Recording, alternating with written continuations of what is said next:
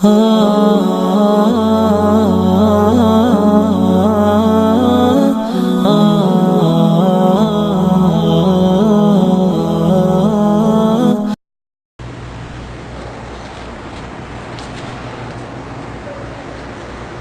لله رب العالمين والصلاة والسلام على سيدنا محمد سيد الأولين والآخرين وعلى آله وأصحابه أجمعين. أما بعد فأعوذ بالله من الشيطان الرجيم. بسم الله الرحمن الرحيم. والمؤمنون والمؤمنات بعضهم أولياء بعض يأمرون بالمعروف وينهون عن المنكر ويقيمون الصلاة ويؤتون الزكاة ويطيعون الله ورسوله أولئك سيرحمهم الله إن الله عزيز حكيم. وعد الله المؤمنين والمؤمنات جنات تجري من تحتها الأنهار خالدين فيها ومساكن طيبة في جنات عدن ورضوان من الله أكبر ذلك هو الفوز العظيم. سبحان ربك رب العزة عما يصفون وسلام على المرسلين والحمد لله رب العالمين. اللهم صل على سيدنا محمد وعلى آل سيدنا محمد وبارك وسلم. اللهم صل على سيدنا محمد وعلى آل سيدنا محمد وبارك وسلم. اللهم صل على سيدنا محمد وعلى آل سيدنا محمد وبارك وسلم.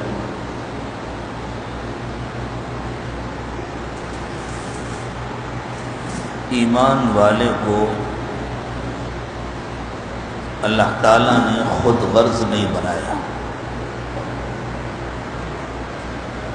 ایک خود غرض انسان کی یہ خواہش ہوتی ہے کہ صرف میرا بھلا ہو اور کسی کا بھلا نہ ہو، صرف میرا فائدہ ہو کسی اور کا فائدہ نہ ہو.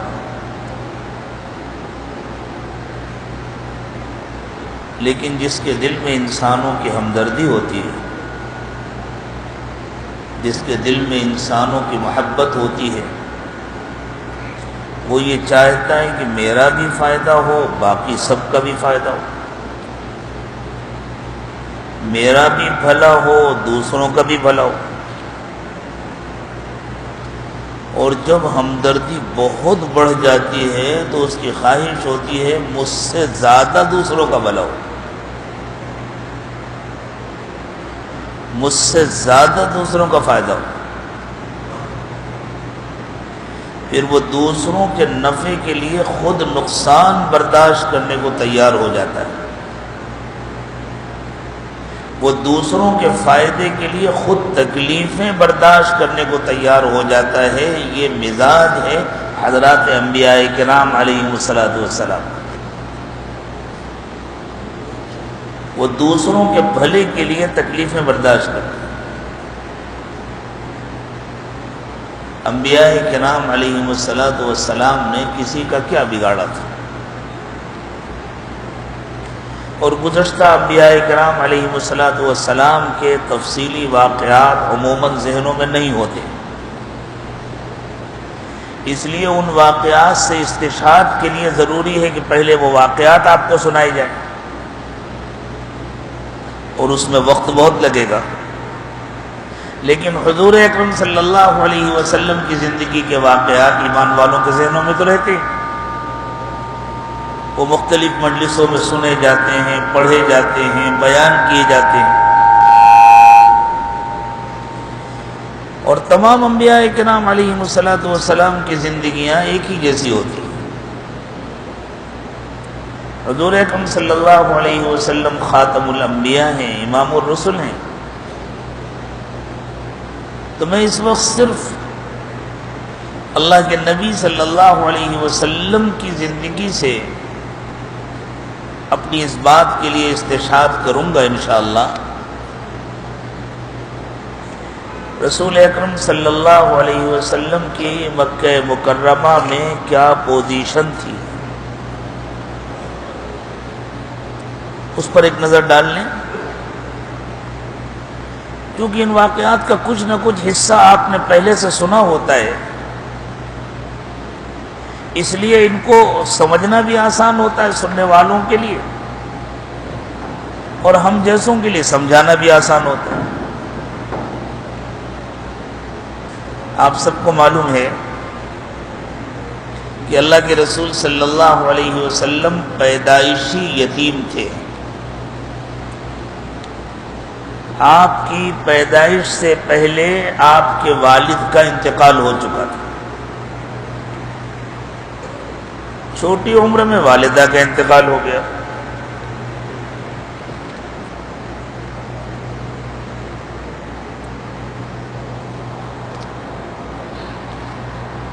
بہت چھوٹی عمر تھی آپ کی جب آپ کی والدہ کا بھی انتقال ہو گیا۔ پھر ابھی بچپنا تھا کہ دادا کا بھی انتقال ہو گیا۔ چچا آپ کے سرپرست تھے ابو طالب، وہ خود بھی کثیر العیال تھے اور بہت مالدار نہیں تھے۔ تو اللہ کے نبی صلی اللہ علیہ وسلم جب جوان ہوئے تو آپ نے لوگوں کی بکریاں چرانی شروع کی، اور اس زمانے میں عربوں میں بکریاں چرانا معزز پیشہ تھا، کوئی حقیر کام نہیں تھا۔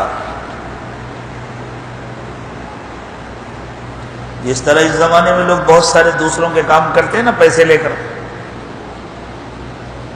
کوئی کمپیوٹر پہ کرتا ہے، کوئی چل پھر کر کرتا ہے، پیسے لے کر دوسروں کے کام کیے جاتے ہیں نا، اور اس کو کوئی حقیر اور معمولی کام نہیں سمجھا جاتا، اس کو معزز کام سمجھا جاتا ہے۔ وہ بھی ایک کام تھا، دوسروں کے جانور چرانا اور اجرت لینا۔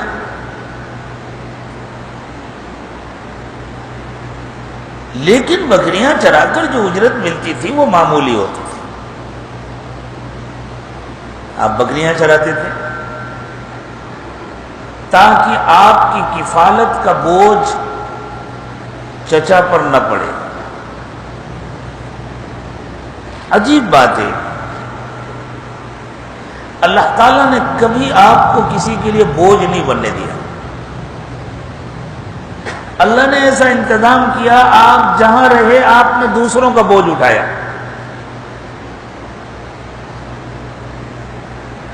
سیرت ابن ہشام میں یہ روایت تفصیل کے ساتھ موجود ہے۔ آپ کی دایا، آپ کی رضاعی والدہ حضرت حلیمہ رضی اللہ تعالی عنہا کا اپنا بیان ہے۔ یہ فرماتی ہیں کہ عربوں کے رواج کے مطابق ہم لوگ مکہ آئے بچوں کو اپنے گھر لے جانے کے لیے۔ قریش کا یہ طریقہ تھا، مکے والوں کا طریقہ تھا کہ وہ اپنے بچوں کو دیہاتوں میں بھیج دیتے تھے، اور اس کی بنیادی طور پر دو وجوہات تھی، ایک صحت کی حفاظت اور دوسرے زبان کی حفاظت۔ عربوں کو اپنے بچوں کی زبان کی حفاظت کی بھی بڑی فکر ہوتی تھی۔ عموماً شہروں کی زبانیں بہت معیاری نہیں ہوتی، خاص طور سے بڑے شہروں کی۔ ہم لوگ بمبئی میں رہتے ہیں تو جانتے ہیں، بڑے شہروں کی اردو بھی معیاری نہیں ہوتی، کوئی زبان بھی معیاری نہیں ہوتی، اس لیے کہ بڑے شہروں میں ہر طرف سے لوگوں کا آنا جانا ہوتا ہے تو زبانیں خلط ملط ہو جاتی ہیں۔ مکہ عرب کا سب سے بڑا مرکزی شہر تھا۔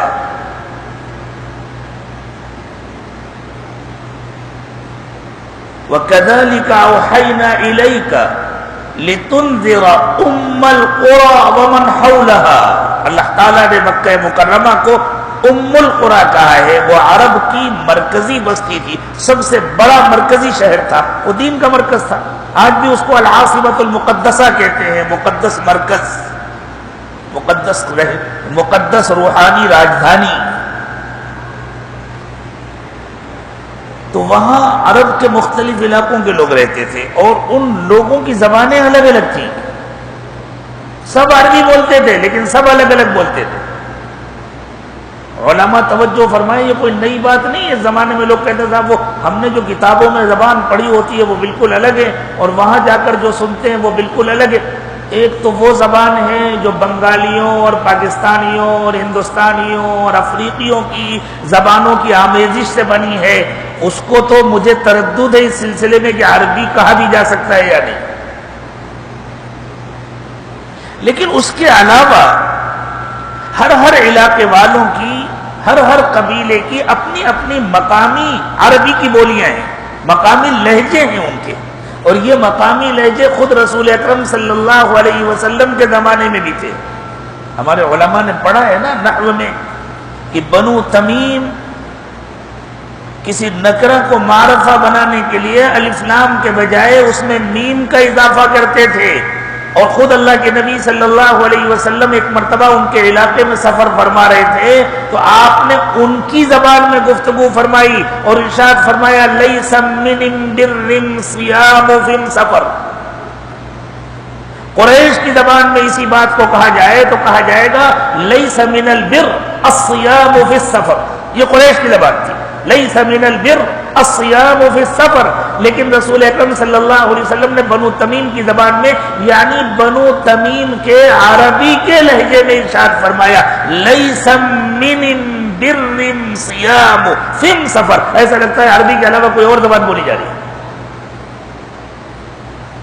نجد والوں کا لہجہ الگ تھا، یمن والوں کا لہجہ الگ تھا اور یہ سارے لوگ مکے میں آتے تھے. اس وجہ سے مکے کی بولی ایسی ہی کھچڑی قسم کی تھی جیسے اس زمانے میں بمبئی کی اردو زبان تھی. اور بچہ بچپن سے جو زبان سیکھتا ہے وہ اس کے دل و دماغ میں رچ بس جاتی ہے، پھر اس میں کبھی تبدیلی نہیں ہوتی. اس لیے عرب اپنے بچوں کو بادیہ میں بھیج دیتے تھے، دیہاتوں میں بھیج دیتے تھے اور اس زمانے میں دیہاتوں میں نہایت اعلیٰ اور معیاری عربی زبان بولی جاتی تھی تاکہ بچے کے کان میں بالکل ابتدائی عمر میں معیاری زبان پڑے، معیاری لہجہ پڑے، معیاری تعبیرات پڑھیں، منتخب الفاظ پڑھیں اور وہاں سے وہ زبان سیکھ کر کے آئے. پھر وہ ساری زندگی وہی زبان بولتا تھا. اس کا نتیجہ یہ تھا کہ عرب کے تمام قبیلوں کی مکہ مکرمہ میں آمد و رفت کے باوجود قریش اپنی زبان بولتے تھے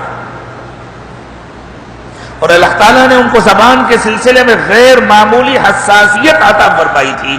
اور عربوں کی اپنی اپنی زبانیں تو ہوتی تھیں، اپنے اپنے لہجے تھے، اپنی اپنی بولیاں تھیں، لیکن ان کے ہاں ادبی اور علمی زبان قریش کی زبان سمجھی جاتی تھی. شعر کی زبان قریش کی زبان تھی. اسی لیے اس زمانے کا جتنا شعری مجموعہ ہے وہ سب قریش کی زبان میں ہوتا. اس کو یوں سمجھ لیں جیسے آپ کے ہاں ایک علمی اور معیاری اردو زبان ہے اور ایک آپ کے علاقے کی اردو زبان ہے. دکن کی زبان، حیدرآباد کی زبان، بنگلور کی زبان. جب ہمارا شروع میں بنگلور جانا ہوا تو بعض دوستوں کی زبان کا ہمیں ترجمہ کرانا پڑتا تھا. وہاں دو بھائی ہیں، ایک بھائی ذرا شہر میں رہتے ہیں اور ان کا زیادہ علمی ماحول سے ربط تھا اور باہر کے مختلف ممالک میں رہے تو وہ تو ہماری اردو بول لیتے تھے، سمجھ لیتے تھے. ان کے سگے بھائی جب ہم سے گفتگو کرتے تھے تو میں مسکرا کر دوسرے بھائی سے کہتا تھا ذرا ترجمہ کر دیجئے. وہ ترجمہ کرتے تھے تب میں سمجھتا تھا. اردو کا اردو میں ترجمہ کرنا پڑتا تھا. ان کا خیال تھا کہ ہم اردو بول رہے، میرا یہ خیال نہیں تھا اس زمانے میں کہ یہ اردو بول رہے. لیکن اب الحمدللہ ان کی اردو بھی میرے سمجھ میں آنے لگی. حیدرآباد جب شروع میں آنا ہوا اور حیدرآباد والوں سے تعلق ہوا تو دکن کی اردو مشکل سے سمجھ میں آتی تھی اور دکن والے تو کہیں گے ہم ہی اردو بولتے، ہمارے سوا تو کوئی نہیں بولتا. لیکن ادب کی زبان ایک ہوتی. کچھ مقامی زبان میں بھی شاعری کر لی جاتی ہے، کچھ لوگ کرتے ہیں. عربوں کے ہاں اس زمانے میں مقامی زبانوں میں بالکل شاعری نہیں ہوتی تھی، معیاری زبان میں شاعری ہوتی تھی. ادبی زبان میں شاعری ہوتی تھی اور معیاری زبان قریش کی زبان تھی. قرآن قریش کی زبان میں نازل ہوا.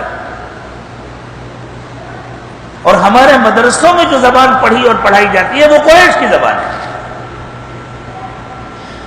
اور قریش کی یہ زبان اس زمانے میں اسکولوں میں، کالجوں میں، یونیورسٹیوں میں، محاضرات میں، لیکچر میں، بیانات میں، جمعے کے خطبوں میں اور علمی گفتگو میں استعمال ہوتی ہے. وہ علماء، وہ خطباء، وہ محاضرین، وہ اساتذہ، وہ مشائخ، وہ اپنے گھروں میں بھی یہ زبان نہیں بولتے ہیں. دونوں کی زبان الگ ہوتی ہے. جیسے ہمارے یو پی والوں کو تجربہ ہوگا، اعظم گڑھ والے، بستی والے، گونڈے والے، چاہے جتنے پڑھ لکھ جائیں، وہ باہر بہت اچھی اردو بولتے ہیں، گھر میں وہ اپنی مقامی زبان بولتے ہیں. اسی طرح آج سارے عرب اپنے اپنے گھروں میں مقامی زبان بولتے ہیں. ایک مرتبہ چند عرب نوجوان علماء کے ساتھ ہمارا پورے ملک کا سفر ہو رہا تھا، اور ان میں ایک تو وہاں کے بہت بڑے عالم کے بیٹے تھے، شیخ عبداللہ الجبرین، جو شیخ بن باز کے بعد دوسرے نمبر کے سب سے بڑے مفتی تھے سعودی عرب کے، ان کے بیٹے تھے. اس وفد میں، وہ سرکاری وفد تھا، آیا ہوا تھا، اور اس حدیث کو بھی دارالعلوم دیوبند سے ان کے ساتھ ترجمے کے لیے پورے ملک میں بھیجا گیا تھا سفر کے لیے. تو ان کے بیٹے تھے عبد الرحمن الجبرین، جو اس وقت ریاض کے ممتاز علماء میں ہیں اور جامعۃ الامام محمد کے اصول فقہ کے بڑے محاضر ہیں. تو وہ کبھی کبھی مزہ لینے کے لیے کوئی بات اپنی مقامی زبان میں کہتے تھے، اور جب میں حیرت سے سنتا تھا اور نہیں سمجھ پاتا تھا، ان سے پوچھتا تھا بھائی آپ نے کیا کہا؟ تو وہ اپنے دوسرے ساتھی سے کہتے تھے ترجم لہو یا احمد، احمد ذرا ترجمہ کر دو. تو احمد ترجمہ کیا کرتے. ایک دن آپ کے حیدرآباد کا ہی واقعہ ہے، ہم کسی ہوٹل میں ٹھہرے ہوئے تھے. تو حالات سب کے یکساں نہیں رہتے، اللہ تعالیٰ سب کو موقع دیتے. میں نے عبد الرحمن سے کوئی بات کہی اور وہ سن نہیں پائے، تو انہوں نے مجھ سے پلٹ کے پوچھا کہ کیا کہا؟ تو میں نے کہا ترجم لہو یا احمد. وہ تو اتنی زور سے اچھلے کے آ کر کے مجھ سے لپٹ گئے. اس سے کہا کہ احمد ذرا ترجمہ کر دو میری بات کا. حالانکہ میں نے عربی ہی میں بات کہی تھی، وہ کوئی ایسا لفظ نہیں تھا جو نہ سمجھ میں آنا ہے، لیکن بس موقع سے فائدہ اٹھانے کی بات. تو آج اس بات کو اچھی طرح سمجھیے کہ عرب اپنے بچوں کو بادیہ کیوں بھیجتے تھے. ایک تو شہروں میں ہر طرف کے لوگوں کی آمد و رفت ہوتی تھی، اس لیے وہاں کی فضا اتنی کھلی اور اتنی صاف ستھری اور اتنی پاکیزہ نہیں ہوتی تھی جتنی دیہاتوں کی فضا ہوتی تھی، گاؤں کی فضا ہوتی تھی. تو وہ چاہتے تھے کہ بچے بہت صحت مند ہوں، ان کو کھلی فضا ملے، تو ان کی صحت کی حفاظت کے لیے اور اس سے زیادہ ان کی زبان کی حفاظت. دیہات کی عورتوں کو بھی اس طرح ذریعہ معاش مل جاتا تھا، اور وہ عورتیں بھی معزز گھرانوں کی ہوتی تھی. تو حضرت حلیمہ رضی اللہ تعالی عنہا ارشاد فرماتی ہیں کہ میرے علاقے کی عورتیں مکے کے لیے روانہ ہوئیں تاکہ بچوں کو لے کر کے آئیں. انتظار ہوتا تھا عورتوں کا، وہ آتی تھیں اور بچوں کو لے کر کے جاتی تھی. فرماتی ہیں میں بھی چلی. کہتی ہیں 2 سال سے ہمارے علاقے میں بارش نہیں ہوئی تھی، سخت قحط پڑا ہوا تھا، فاقے عام ہو گئے تھے. کھیتی باڑی تو عموماً ہوتی نہیں تھی، بہت کم ہوتی تھی، کہیں کہیں نخلستان تھے، کہیں کہیں زمین ہری بھری ہوتی تھی. عموماً جانور پالے جاتے تھے، جانوروں کے گوشت پر اور ان کے دودھ پر گزر ہوتا تھا. جہاں نخلستان تھے وہاں سے کچھ کھجوریں حاصل ہو جاتی، اور وہ جانوروں کی کھالیں جمع کر کے بیچتے تھے. اس سے ان کو جو فائدہ ہوتا تھا اس کے ذریعے سے وہ آنے والے تجارتی قافلوں سے اپنی ضرورت کا کچھ دوسرا سامان خرید لیتے. حتیٰ کہ عام لوگوں کے پاس سوتی کپڑے نہیں ہوتے تھے. سوتی کپڑے اس زمانے میں مصر سے آتے تھے اور بہت مہنگے ہوتے تھے. تو وہ جانوروں کے اون سے کپڑے بناتے تھے. وہاں کی ریگستان کی سخت گرمی اور اس میں اونی کپڑے، جانوروں کے بالوں سے ہی وہ اپنے خیمے بناتے تھے. خیمے بھی جانوروں کے بال سے بناتے تھے. پانی کے لیے برتن جانوروں کے چمڑے سے بناتے تھے. اپنے استعمال کا بہت سارا سامان جانوروں کے چمڑے سے بناتے تھے، جانوروں کے اون سے اپنا لباس بناتے تھے، اور جو چمڑے بچ جاتے تھے وہ وہاں کے تاجروں کو فروخت کرتے تھے، وہ تاجر ہندوستان لے کر کے آتے تھے۔ ہمارے یہاں بمبئی سے قریب نالا سپارہ کی بندرگاہ کے سلسلے میں تاریخ میں لکھا ہوا ہے کہ عرب یہاں اپنے جانوروں کے چمڑے لے کر کے آتے تھے، یہاں بیچتے تھے، اور عرب اپنے یہاں سے گھوڑے لے کر کے آتے تھے، یہاں فروخت کرتے تھے، اور پھر یہاں سے لوہے کا سامان، لوہے کی تلواریں لے کر کے جاتے تھے، ہاتھی دانت اور لکڑیاں تعمیرات کے لیے لے کر کے جاتے تھے، اور کیرالہ کے مختلف ساحلوں سے وہ مسالے لے کر کے جاتے تھے، بعض علاقوں سے دالیں اور غلے لے کر کے جاتے تھے۔ اس طرح ان کا گزر بسر ہوتا تھا۔ 2 سال سے بارش نہیں ہوئی تھی تو گھاس نہیں تھی، بکریاں کمزور ہو گئی تھی، دبلی ہو گئی تھی، دودھ بہت کم ہوتا تھا، سارے جانور کمزور ہو گئے تھے۔ حضرت حلیمہ فرماتی ہیں میرے گھر کا حال تو کچھ زیادہ ہی برا تھا۔ کہتی ہیں میں بھی اپنے شوہر کے ساتھ چلی۔ فرماتی ہیں ہمارے گھر میں ایک اونٹنی تھی جو ایک قطرہ بھی دودھ نہیں دیتی تھی، ذرا بھی دودھ نہیں ہوتا تھا۔ اونٹنی ساتھ لے لی کہ کم از کم اس کی پیٹھ پر کچھ سامان لوڈ کر دیں گے، سامان لے کر نہیں چلنا پڑے گا۔ شوہر پیدل چلے۔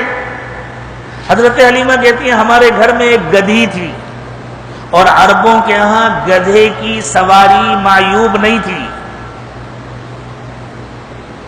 رسم و رواج کا بڑا فرق ہوتا ہے۔ ہم ہندوستانی لوگ عموماً نہایت احساس کمتری میں مبتلا ہوتے ہیں، اس لیے ہمارے یہاں اگر کوئی گھر سے سائیکل لے کر مسجد جائے تو لوگ اسے حیرت سے دیکھتے ہیں، ایسا لگتا ہے اس کو 2-3 مہینے سے تنخواہ نہیں ملی، ایسا لگتا ہے اس کا کاروبار نہیں چل رہا، اس کے بعد اسکوٹر میں پیٹرول ڈلانے کے لیے پیسے نہیں ہیں جو بیچارہ سائیکل لے کر کے آیا ہے۔ اور ہمارے پڑوسی ملک چائنا میں بڑا سے بڑا دولت مند سائیکل چلاتا ہے، جاپان میں بڑا سے بڑا دولت مند سائیکل چلاتا ہے۔ ایک دوست سے ملاقات ہوئی ابھی پچھلے ہفتے جو کافی عرصے تک جاپان میں رہے، وہ کہنے لگے حضرت جاپان میں جس کے پاس سائیکل نہ ہو وہ غریب سمجھا جاتا ہے، لوگ اسے رحم کی نظر سے دیکھتے ہیں، بیچارے کے پاس سائیکل نہیں ہے، چاہے جتنی اچھی کار ہو سائیکل ہونا ضروری ہے۔ وہ لوگ عموماً روزمرہ میں سائیکل استعمال کرتے ہیں۔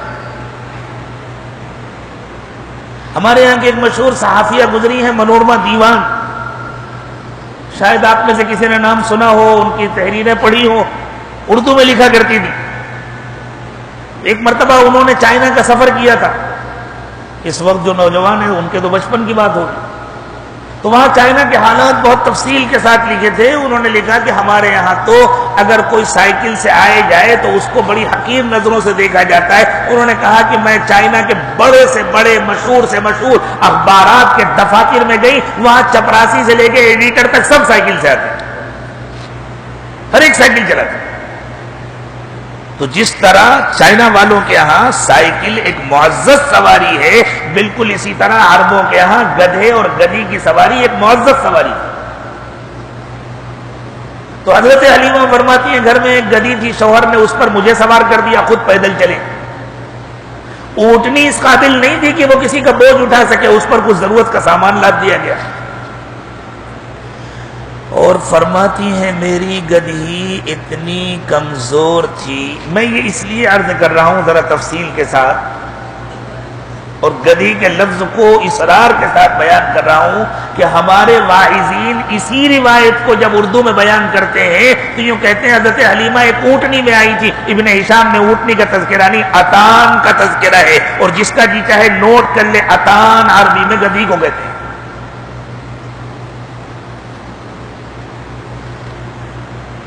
تو حضرت حلیمہ کہتی میری گدھی اتنی کمزور تھی، اتنا آہستہ آہستہ چلتی تھی، اتنی سست رفتار تھی کہ میرے ساتھ کی میرے قبیلے کی جو دوسری عورتیں تھیں، اور وہ بھی گدھوں اور گدھیوں پر سوار تھی۔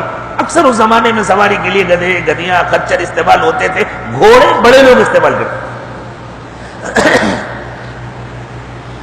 کہتے ہیں میرے قبیلے کی عورتیں ٹھہر ٹھہر کر میرا انتظار کرتی تھیں اور کہتی تھی حلیمہ تمہاری وجہ سے ہمیں بڑی مشقت ہو رہی ہے، ہمیں بڑا انتظار کرنا پڑ رہا۔ فرماتی ہیں ہم نے جا کر مکے کے باہر ڈیرا ڈالا، گھر گھر جانا شروع کیا اور مرحوم عبداللہ کے گھر حضرت فاطمہ کے پاس ساری عورتیں گئیں. ان کے بچے کو جو دیکھتا اس پر فدا ہو جاتا. لیکن جب معلوم ہوتا کہ بچے کا باپ نہیں ہے تو کوئی لینے کو تیار نہیں ہوتا. اس لیے کہ اس زمانے میں اجرت طے نہیں کی جاتی تھی.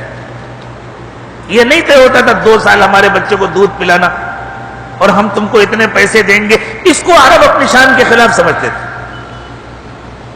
ہر ایک اپنی حیثیت کے مطابق انعام دیتا تھا اور بڑھ چڑھ کر انعام دیتا تھا. تو ہر ایک کو یہ خیال آتا تھا کہ بچے کا باپ تو ہے نہیں, انعام کون دے گا؟ دادا دے گا تو کتنا دے گا؟ باپ ہوتا تو کوئی بات. سب نے چھوڑ دیا. حضرت حلیمہ کہتی میں نے بھی چھوڑ دیا. نہیں, ہم تو ہمارے ہاں مقامی اردو زبان میں کہتے ہیں گھوڑا گھاس سے دوستی کرے گا تو کھائے گا کیا.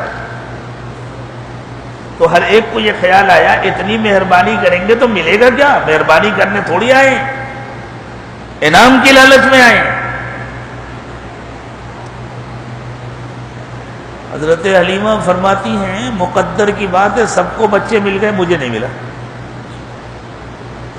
کہتی ہے میرا دل بار بار چاہ رہا تھا میں اس بچے کو لے لوں, بہت پیارا بچہ ہے, لیکن شوہر سے ڈر لگ رہا تھا وہ ناراض ہو جائے گا. اتنی مہربانی کرنی تھی, تمہیں میرے ساتھ واپس جانے کی کیا ضرورت ہے؟ جاؤ لے لو, اپنا الگ گھر بتا لو, مجھے تو پیسے چاہیے, مجھے تو انعام چاہیے. تو اب شوہر کے ڈر سے لیا. کہتی جب میں اپنے خیمے میں واپس آئی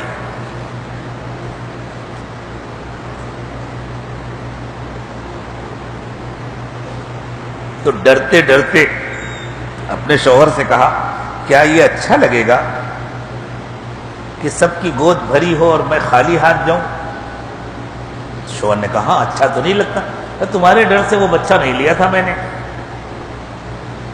عبد المطلب کے پوتے کو اتنا پیارا ہے, میرا تو دل چاہ رہا تھا بس سینے سے لگا لوں, اس کو لے کے آ جاؤں. اگر تم اجازت دو تو لے آؤں, کم از کم ہم خالی ہاتھ تو واپس نہیں جائیں گے, انعام ملے یا نہ ملے. تو شوہر نے کہا بات تو صحیح ہے, جاؤ لے آؤ. اس ڈر سے کہ سب لوگ تانا دیں گے کہ لو حلیمہ کو ایک بچہ بھی نہیں ملا. اللہ کے تکوینی فیصلے ایسے ہوتے ہیں. حضرت حلیمہ کہتی ہے میں لے کر کے آئی. تو عرب کی عورتیں, وہ عورتیں کیوں آیا کرتی تھی؟ بچوں کو لے جا کر دودھ پلانے کے لیے. اللہ کے نبی صلی اللہ علیہ وسلم نے حلیمہ کے گھر میں ایک دن بھی دودھ نہیں پیا, سب کو پلایا. حضرت حلیمہ کہتی ہیں میں آئی اور خود میری چھاتی بالکل سوکھی ہوتی تھی. میرا اپنا سگا بچہ جس کو میں لے کر کے آئی تھی وہ بھوک کی وجہ سے پوری رات روتا تھا, نہ سوتا تھا نہ ہم کو سونے دیتا تھا. فرماتی ہیں میں اس یتیم بچے کو جیسے ہی لے کر کے آئی میں نے پہلی تبدیلی اپنے جسم میں دیکھی, چھاتیاں دودھ سے بھر گئی. پہلے تو نہیں تھا نا دودھ. اللہ کے نبی صلی اللہ علیہ وسلم کے ساتھ ساتھ آیا. فرماتی ہے میں نے بچے کو گود میں لیا, دودھ پلانا شروع کیا دائنی طرف سے. جب چاہا کہ اب پلٹ کر کے بائیں طرف سے پلاؤں, انکار کر دیا. فرماتی ہیں پورے ایام رضاعت میں ایک مرتبہ بھی حضرت محمد صلی اللہ علیہ وسلم نے میری بائیں چھاتی سے دودھ نہیں پیا, ہمیشہ دائیں سے. وہ حصہ بھائی کے لیے چھوڑ دیا. کہتی میں نے بچے کو پیٹ بھر کے دودھ پلایا, سلا دیا, پھر اپنے سگے بچے کو اٹھایا, اس کو بائیں طرف لگایا, اس کا بھی پیٹ بھر گیا. کہتی جب سے پیدا ہوا تھا وہ پہلی رات تھی کہ سکون سے سویا تھا. دوسری تبدیلی فرماتی ہے میرے شوہر نے کہا حلیمہ اونٹنی کے تھن بھرے بھرے سے لگ رہے ہیں, ذرا برتن تو دو. خود حضرت حلیمہ فرماتی ہے ایک قطرہ دودھ نہیں ہوتا, برتن اٹھایا پورا بھر گیا. میاں بیوی نے بھی پیٹ بھر کے دودھ پیا. اونٹ کا دودھ کافی ہوتا ہے اور بہت طاقتور ہوتا ہے ماشاءاللہ, بہت لذیذ ہوتا ہے. پیٹ بھر کے دودھ پیا. حضرت حلیمہ کہتی ہے میرے شوہر کی زبان سے فوراً نکلا، انہی کا ڈر تھا نا کہ لائیں گے تو کیا کہیں گے، حلیمہ یہ اس بچے کی برکت ہے۔ لو اسی وقت سے برکت شروع ہو گئی۔ اب فرماتی ہیں اگلے دن ہماری روانگی ہوئی، میں اسی گدھی پر بیٹھی۔ اب حال یہ ہے کہ وہ ایسے آگے آگے دوڑ رہی ہے کہ مجھے رک رک کر قافلے کی بقیہ عورتوں کا انتظار کرنا پڑ رہا ہے۔ ان عورتوں نے یوں سمجھا کہ ایسا لگتا ہے کہ اس بچے کے کسی چچا نے یا دادا نے حلیمہ کو تحفے میں، اس خوشی میں کہ حلیمہ ہمارے بچے کو اپنے گھر لے جا رہی ہیں، کوئی نیا جانور تحفے میں دیا ہے۔ تو انہوں نے پوچھا حلیمہ تم نے اپنی سواری مکے میں بدل دی ہے کیا؟ تو حضرت حلیمہ کے الفاظ ہیں، میں رک کر کے ان سے کہتی ذرا دیکھو نا وہی تو ہے، تم پہچانتی نہیں؟ دیکھو یہ دھبا دیکھو، دیکھو یہ کلر دیکھو، دیکھو یہ پیر تم لوگ پہچانتی ہو، دیکھو اس کی پیٹھ دیکھو، یہ وہی ہے۔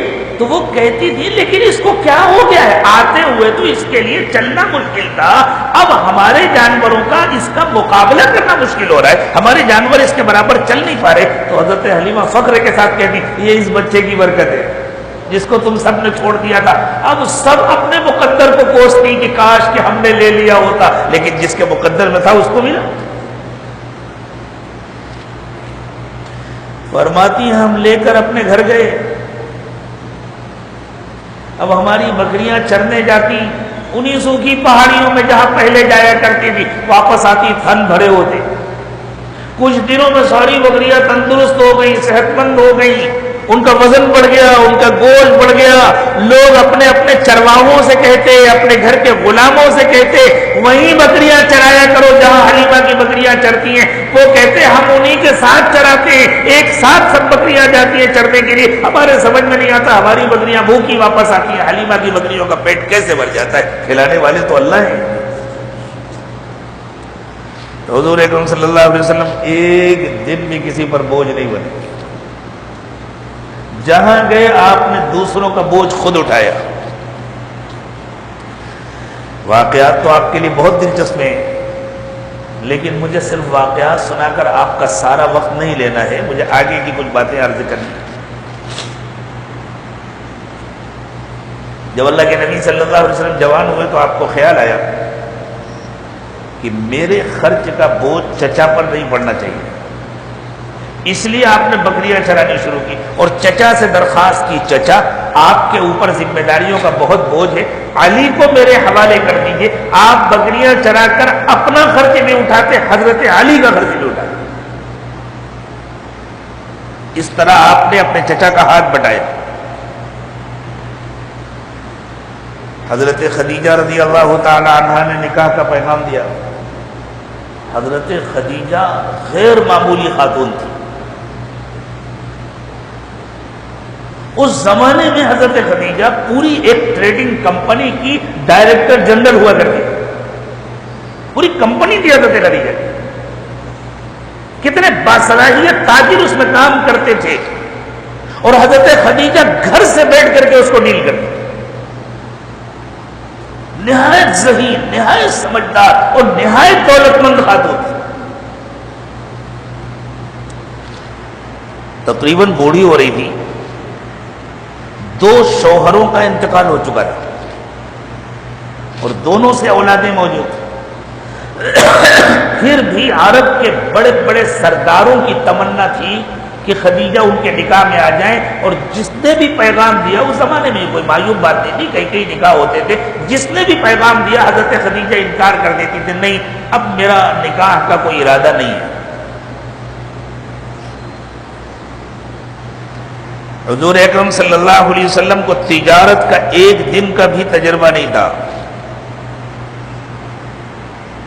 آپ نے تجارت نہیں کی۔ ایک مرتبہ آپ اپنے چچا کے ساتھ ملک شام گئے تھے، تو تجارت کی غرض سے نہیں گئے تھے، آپ کی اتنی عمر نہیں تھی اس وقت کہ آپ تجارت کرتے، آپ تو رونے لگے تھے کہ والدہ بھی نہیں ہے، والد بھی نہیں ہے، دادا بھی نہیں ہے، اب آپ بھی مجھے چھوڑ کر کے جا رہے ہیں، میں آپ کے بغیر نہیں رہ سکتا۔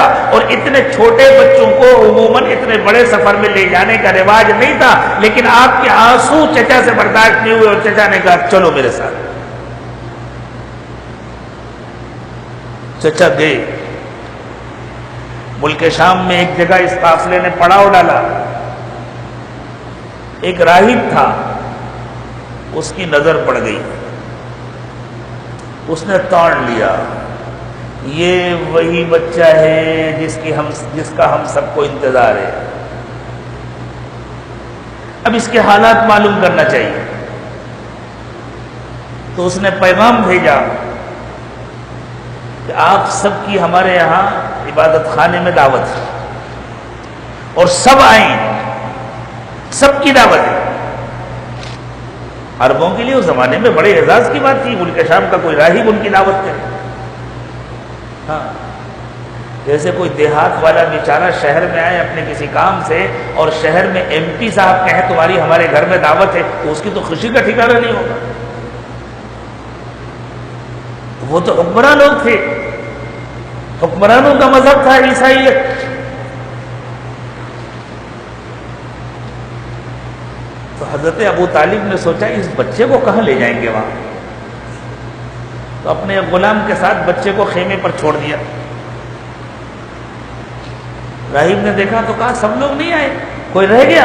کہا وہ ایک چھوٹا بچہ ہے اس لیے اس کو نہیں اس کو بھی بلائیے۔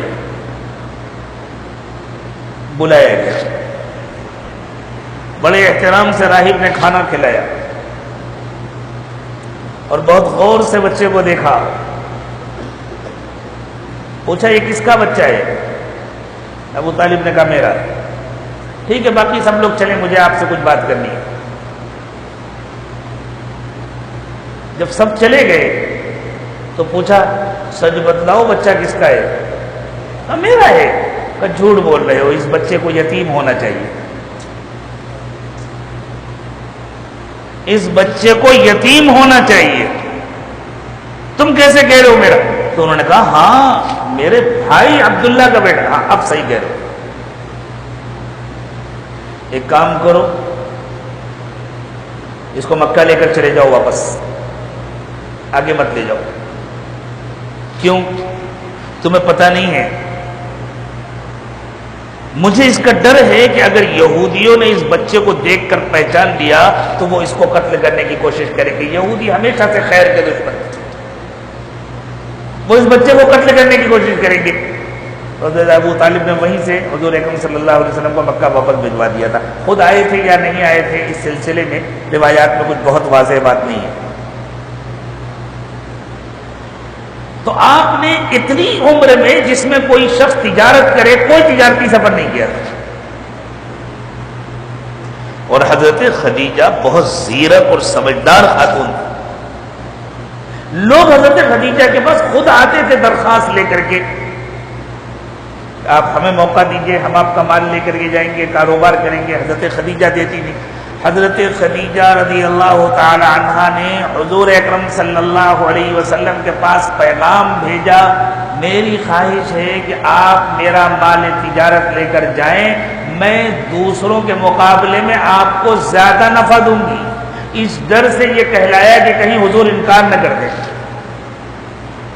تو جس کو ایک دن کا بھی تجارت کا تجربہ نہیں ہے اس کو آدھا نفع دیا جائے تب بھی بڑی بات ہے، دوسروں سے زیادہ نفع کیوں دے رہی تھی؟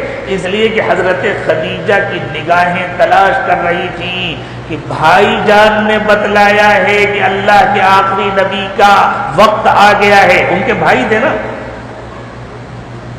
حضرت ورقہ ابن نوفل ان کے رشتے کے بھائی تھے، اور حضرت خدیجہ کا اپنا تو کوئی کام تھا نہیں، گھر میں خادمائیں کام کرتی تھی، غلام کام کرتے تھے۔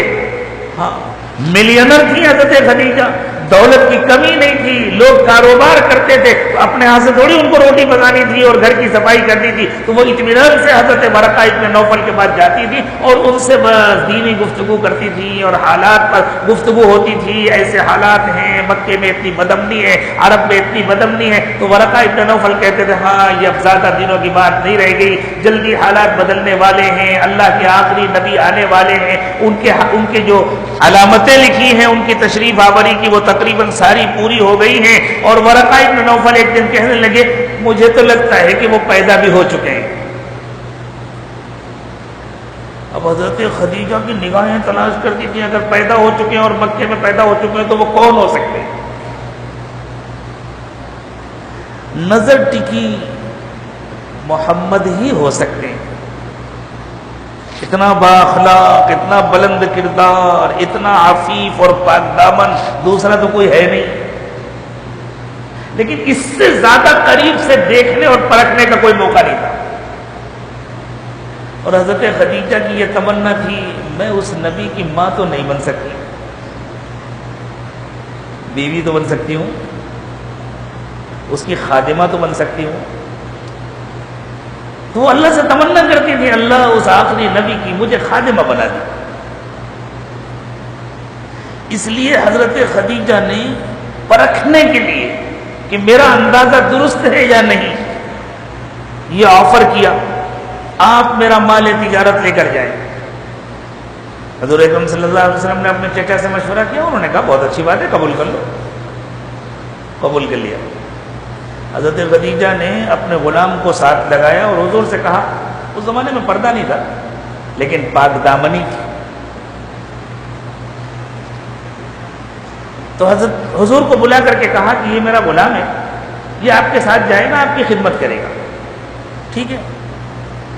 اور غلام سے کہا خدمت تو کرنا، ہر واقعہ یاد رکھنا، پوری کارگزاری سنوں گی، سفر کی پوری کارگزاری آ کر سنانا، اور ہم ایک ایک نقطے کو لکھ کر کے بھی شاید نہ یاد رکھ سکیں. عربوں کو اللہ نے جیسا غضب کا حافظہ دیا تھا. واپس آنے کے بعد حضرت خدیجہ اپنے غلام کو لے کر بیٹھی. اب پوری کارگزاری سناؤ، جانے کی اور آنے کی اور قیام کی. اور جو انہوں نے سنانا شروع کیا میں آپ کو کیا بتلاؤں. اتنی سخت دھوپ میں ہم نے ایک دن بھی دھوپ میں سفر نہیں کیا. بادل کی چھتری ساتھ ساتھ چلا کرتی تھی، جگہ جگہ سلام کی آوازیں آتی تھی. اور میرے تو کچھ سمجھ میں نہیں آتا تھا. وہاں کی منڈیوں میں لوگ ایک مرتبہ سامان خرید کر شام تک مشکل سے اس کو بیچ پاتے تھے. محمد تو کئی مرتبہ خریدتے اور بیچتے، خریدتے اور بیچتے. جو سامان خریدنے جاتے ان کو کم ریٹ میں مل جاتا، بیچنے جاتے زیادہ ریٹ میں بکتا. جتنا لوگ دن بھر میں کماتے تھے اس سے 4-5 گنا زیادہ یہ اپنی ایمانداری کے ساتھ کما لیا کرتے تھے. تو میرے تو عقل کام نہیں کرتی، بس ایسا لگتا تھا کہ جیسے مٹی پر ہاتھ رکھتے ہیں سونا بن جاتا ہے. پوری کارگزاری سن کر حضرت خدیجہ کا دل مطمئن ہو گیا. یہی ہیں وہ جن کا بھائی جان تذکرہ کیا کرتے ہیں. اب مجھے بالکل انتظار نہیں کرنا چاہیے، فوراً نکاح کا پیغام دے. 40 سال کی تھی حضرت خدیجہ، 24 و 25 کے بیچ میں تھے محمد رسول اللہ صلی اللہ علیہ وسلم. حضور نے اپنے چچاؤں سے مشورہ کیا، انہوں نے کہا مناسب ہے قبول کر لو. کسی کا پیغام نہ قبول کرنے والی حضرت خدیجہ خود پیغام دے رہی نبی اکرم صلی اللہ علیہ وسلم. اور جیسے ہی حضور نے یہ رشتہ قبول فرمایا بس حضرت خدیجہ نے نکاح ہو جانے کے بعد کہا اب مجھے تو آپ اپنی خدمت کا موقع دیں، یہ کاروبار آپ سنبھالیں. پورا کاروبار حضور کے حوالے کر. اور پھر اللہ کے نبی صلی اللہ علیہ وسلم نے جو 15 سال کا وقفہ گزرا ہے نا، اس میں تقریباً 13-14 سال خوب کاروباری سفر کیا. پورے عرب میں گھومے پھرے. اسی لیے اللہ کے نبی صلی اللہ علیہ وسلم عرب کے چپے چپے سے واقف تھے. اللہ چاہتے تھے پہلے سے پورا جغرافیہ خود اپنی آنکھوں سے دیکھ لیں. قبیلوں کے حالات سے، ان کی عادتوں سے، ان کی صفات سے، ان کی خوبیوں سے، ان کی کمزوریوں سے، ان کی زبانوں سے، ان کے لہجوں سے خوب واقف تھے حضور اکرم صلی اللہ علیہ وسلم. اور اس تجارت کے نتیجے میں آپ مکے کے سب سے مالدار انسان بن گئے تھے. آپ سے بڑا کوئی مالدار نہیں تھا، اور آپ سے زیادہ وسیع کسی کا دسترخوان نہیں تھا. جو مسافر آتا آپ کے دسترخوان پہ کھاتا، جو بھوکا آتا آپ کے دسترخوان پر کھاتا. اللہ نے خوب برکت دی تھی، اور حضرت خدیجہ کو اس پر کوئی اعتراض نہیں تھا. اس مال میں آپ جس طرح چاہیں تصرف کریں. حضرت خدیجہ کو تو اپنی سعادت مندی پر ناز تھا، مجھے خدمت کا موقع مل گیا. اسی لیے جب اللہ کے نبی صلی اللہ علیہ وسلم غار حرا سے اتر کر آئے پہلی وحی کے نازل ہونے کے بعد، اور آپ نے حضرت خدیجہ سے کہا کہ مجھے چادر اڑا دو، مجھے اپنی جان کا خطرہ لگتا ہے، تو حضرت خدیجہ گویا ذہنی طور پر اس واقعے کے لیے پہلے سے تیار تھی. ان کو کوئی گھبراہٹ نہیں. انہوں نے کہا نہیں نہیں، بالکل ایسا نہیں ہو سکتا، اللہ آپ کو ضائع نہیں کریں گے، چلیے بھائی جان کے پاس. اور لے کر کے پہنچی حضرت ورقہ ابن نوفل کے پاس، اور ان کو پورا واقعہ سنایا کہ ذرا سنیے یہ کیا کہہ رہے ہیں. اور جیسے ہی حضور نے اپنا تجربہ بیان فرمایا کہ میرے ساتھ ایسا ایسا ہوا، تو حضرت ورقہ نے کہا مبارک ہو، وہی فرشتہ آیا تھا جو حضرت موسیٰ کے پاس آیا کرتا تھا. کاش کہ اس وقت میں زندہ رہتا، جب یہ قوم آپ کو مکے سے نکالے گی تو میں آپ کے ساتھ نکلتا، میں آپ کا ساتھ. حضور نے حیرت سے فرمایا اوا مخرجیہم، کیا یہ لوگ مجھے مکے سے نکالیں گے؟ مکہ مکرمہ میں آگ کی ایسی غیر معمولی عزت تھی، عربوں کے ہاں نام لینے کو آج بھی معیوب نہیں سمجھا جاتا. اور اگر کسی کا نام نہیں لیتے تو کنیت سے پکارتے ہیں، ابو فلاں، اس کے بیٹے کے حوالے سے. حضور کو ابو القاسم بھی کہا جاتا تھا، محمد بھی کہا جاتا تھا، لیکن عرب فرد احترام میں آپ کا نام نہیں لیا کرتے تھے، آپ کو الصادق اور الامین کہتے تھے. آپ سے بڑا کوئی سچا نہیں تھا، آپ سے بڑا کوئی امانت دار نہیں تھا.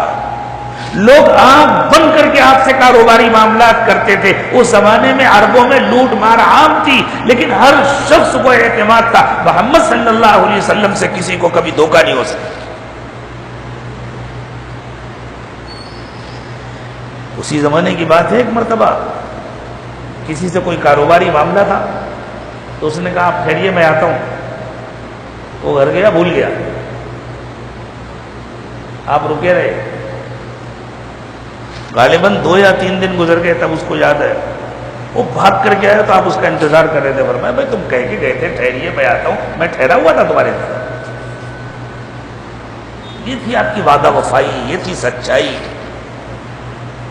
بے انتہا احترام تھا آپ کا عربی ماحول. 35 سال کی جب آپ کی عمر تھی اور کعبے کی نئی تعمیر ہو رہی تھی، اللہ چاہتے تھے کہ نئی تعمیر ہو جائے. اس زمانے تک، اس تعمیر سے پہلے تک حتیم کا حصہ کعبے کے اندر تھا، باہر نہیں تھا. حضرت ابراہیم علیہ السلام نے جب کعبے کی تعمیر فرمائی تھی تو حتیم دیوار کے اندر تھی. کعبے میں آگ لگ گئی تھی، لکڑیاں جل گئی تھیں. تو عربوں نے طے کیا، مکے والوں نے خاص طور سے، کہ ہم دوبارہ بنائیں گے. لیکن یہ بات ان کی غیرت کے خلاف تھی کہ وہ اللہ کے گھر کی تعمیر کے لیے چندہ کرتے باہر سے. انہوں نے طے کیا ہم لوگ خود مل کے بنائیں گے. اور گلے گلے تک کفر شرک میں ڈوبے ہوئے تھے. اس کے باوجود اللہ کے گھر کا اس قدر احترام تھا کہ ان لوگوں نے طے کیا اللہ کے گھر کی تعمیر میں صرف حلال پیسہ لگے گا، حرام نہیں لگے گا. اب مکے والوں کا جو کل حلال پیسہ تھا وہ جمع ہوا تو وہ اتنا نہیں تھا کہ پورا گھر بن سکے. تو ان لوگوں نے طے کیا جتنا بن سکتا ہے اتنا دیوار سے گھیر کر بناؤ، اتنے کی چھت ڈالو اور باقی کا نشان لگا دو. تو یہ جو حتیم کا نشان ہے، جو اب تو بڑی خوبصورت دیوار بن گئی، اس زمانے میں پتھر رکھ کر کے نشان لگا دیا گیا. اصل میں یہ اللہ تعالیٰ کی مصلحت تھی. اللہ کو معلوم تھا اب میرے بندے ساری دنیا سے آئیں گے میرے گھر کا طواف کرنے کے لیے، اور جب دور دراز سے، مشرق سے، مغرب سے، شمال سے، جنوب سے سفر کر کے آئیں گے تو ان کا دل چاہے گا اللہ کے گھر آئے ہیں تو اللہ کے گھر کے اندر بھی تو جائیں، اور ہر ایک کو اندر جانے کا موقع نہیں ملے گا. اس لیے میں اپنے گھر کا کچھ حصہ اپنے تمام بندوں کے لیے کھلا چھوڑوا دوں تاکہ وہ اس میں آ کر کے 2 رکعت نماز پڑھ لیں، مجھ سے دعا مانگے. اور وہ اللہ کے گھر کا حصہ ہے، حتیم کعبے کا حصہ ہے. کوئی اپنا دل چھوٹا نہ کرے. جس نے حتیم کے اندر نماز پڑھی اس نے کعبے کے اندر نماز پڑھی. بہت بڑی بات نہیں ہے بادشاہوں کے لیے، ان کو اندر جانے کا موقع ملتا ہے، ان کو مسقف حصے میں جانے کا ملتا ہے موقع، ہمیں غیر مسقف حصے میں جانے کا موقع ملتا ہے۔ یہ بھی اللہ کا گھر ہے، وہ بھی اللہ کا گھر ہے۔ کعبہ پورا وہاں تک ہے، حضرت ابراہیم نے جب تعمیر فرمائی تھی تو وہ پورا کعبہ تھا۔ اتنے مہربان ہیں اللہ، رحمان ہیں، رحیم ہیں، رؤوف ہیں، کریم ہیں، تمام بندوں کے ساتھ کیسی مہربانی کی اللہ۔ اس زمانے میں جب کعبے کی تعمیر ہو رہی تھی تو حجر اسود کو نکال کر رکھ دیا گیا تھا کہ جب دیوار اتنی اونچی اٹھ جائے گی جہاں پر حجر اسود کو لگانا ہے تو لگایا جائے گا۔ اب جھگڑا ہوا، لگائے گا کون؟ اب ہر قبیلے والوں نے کہا ہم لگائیں گے، اور حجر اسود کسی چٹان کا نام نہیں ہے، چھوٹا سا پتھر، ایک آدمی اٹھا کر کے رکھ سکتے، تو اتنا بڑا بھی نہیں تھا کہ 4-6 لوگ ہاتھ لگائیں۔ جھگڑا ہو گیا، اور جھگڑا اس حد تک پہنچا کہ لوگ مرنے مارنے کو تیار ہو گئے۔ جو بڑے بوڑھے تھے انہوں نے سوچا لوگ کعبے کی تعمیر ادھوری رہ جائے گی اور خون بہے گا، تو ان لوگوں نے کہا بھائی ایسا کرو کسی ایک کو حکم مان لو۔ اب حکم کس کو مانے؟ اس کا خطرہ تھا جس کو حکم مانیں گے وہ کہے گا میرا خاندان لگائے گا، خود غرضی کا زمانہ تھا، کوئی دوسرے کو موقع نہیں دے گا۔ بڑی مشکل سے یہ طے ہوا اچھا کل اس دروازے سے جو پہلے داخل ہوگا اس کو حکم مانے۔ انتظار میں لوگ بیٹھے، آنے والے کو تھوڑی معلوم تھا مجھ سے پہلے کوئی آیا یا نہیں آیا۔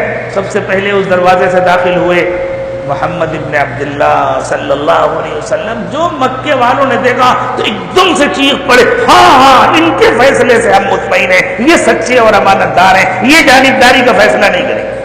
یہ پوزیشن تھی حضور اکرم صلی اللہ علیہ وسلم کی وکیل، اور آپ نے کیسا غیر جانبدارانہ فیصلہ کیا۔ آپ نے فرمایا ایک بڑی چادر لاؤ، چادر لائی، زمین پر بچھا دو، بچھا دی۔ لوگ حیرت سے دیکھ رہے ہیں محمد کیا کرنا چاہتے۔ آپ نے حجر اسود اٹھایا، چادر کے بیچ میں رکھا، فرمایا ہر خاندان کا ایک نمائندہ آگے آئے اور چاروں طرف سے چادر پکڑے۔ ہر خاندان کے ایک نمائندے نے ہاتھ لگایا، پورا مکہ خوش ہو گیا، سب کو عزت مل گئی، ہر خاندان کو نمائندگی مل گئی۔ فرمایا اب لے کر چلو، لے کر قریب آئے، اب چادر زمین پر رکھ دو، دیکھو سب کو یہ عزت مل گئی، اب میں اپنے ہاتھ سے لگا دیتا ہوں۔ کعبے کے متولی تو محمد رسول اللہ تھے نا، اس لیے حجر اسود اور کوئی تھوڑی فٹ کر سکتا تھا، آپ نے اپنے ہاتھ سے اس کی جگہ پر لگا۔ آپ غریبوں کو کھانا کھلاتے تھے، مریضوں کا علاج کراتے تھے، بیواؤں کی خبرگیری کرتے تھے، جن کے لیے کوئی کمانے والا نہیں آپ ان کو مستقل وظیفے دیتے تھے، مستقل ماہانہ خرچ دیتے تھے۔ آپ حضرت خدیجہ نے جو تسلی کے جملے کہے ہیں ان میں یہ ساری باتیں موجود ہیں۔ پھر جب آپ نے لوگوں کو جہنم سے بچانے کے لیے دعوت دینا شروع کیا تو وہ سارے لوگ جو آپ سے محبت کرتے تھے وہ دشمن کیوں بنے؟ کوئی جائیداد کا جھگڑا تو نہیں تھا، کوئی مال کا جھگڑا تو نہیں تھا، کوئی سیاسی جھگڑا بھی نہیں تھا۔ آپ یہ بھی نہیں کہہ رہے تھے مجھے ووٹ دو، مجھے بادشاہ بناؤ۔ اور آپ کیا چاہتے تھے؟ آپ اپنی دعوت کے ذریعے بادشاہ نہیں بننا چاہتے تھے، مالدار نہیں بننا چاہتے تھے، خزانے نہیں جمع کرنا چاہتے تھے۔ جب مال آنا شروع ہوا بیت المال میں زکوٰۃ کے عنوان سے تو آپ نے اپنے خاندان کے لیے قیامت تک کے لیے اس کو حرام کر دیا۔ میرا خاندان اس سے فائدہ نہیں اٹھائے گا، باقی مسلمانوں کے سارے غریب خاندانوں کو فائدہ ہوگا، میرا خاندان اس سے فائدہ نہیں اٹھائے گا۔ آپ نے اللہ تعالیٰ سے دعا کی اللہم اجعل قوت اللہم اجعل رزق آل محمد قوتا، اللہ محمد کے گھر والوں کو بس اتنا دیجیے گا جس سے پیٹ بھر جائے، وہ مالدار نہ بننے پائے۔ پھر جھگڑا کس چیز کا تھا؟ کوئی جھگڑا نہیں تھا، آپ سب کچھ برداشت کر رہے تھے۔ ان لوگوں کو غلط فہمی تھی، انہیں شیطان نے یہ سمجھایا تھا کہ محمد بڑے بننا چاہتے ہیں اور محمد صلی اللہ علیہ وسلم بڑا نہیں بننا چاہتے تھے، ان کو مصیبت سے بچانا چاہتے تھے، ان کو جہنم سے بچانا چاہتے تھے۔ آپ چاہتے تو اپنی دعوت بند کرتے تھے، پھر آپ سب کے محبوب بن جاتے، پھر آپ سب کے دلوں میں مقبول ہو جاتے، لیکن اپنے آپ کو تکلیف سے بچانے کے لیے آپ نے ان کا جہنم میں جانا پسند نہیں کیا۔ یہ آخری درجے کی ہمدردی ہوتی ہے، یہ آخری درجے کی خیر خواہی ہوتی ہے کہ دوسروں کی بھلائی کے لیے خود اپنا نقصان برداشت کر لے۔ خود غرض انسان صرف اپنا فائدہ چاہتا ہے. شریف اور ہمدرد انسان یہ چاہتا ہے میرا بھی بھلا ہو دوسروں کا بھی بھلا ہو. اور آخری درجے کی ہمدردی جس پر انبیاء کرام فائز ہوتے ہیں وہ یہ ہوتا ہے سب کا بھلا ہو چاہے میرا نقصان ہو جائے. سب مصیبت سے بچے چاہے مجھ پر مصیبت آ جائے.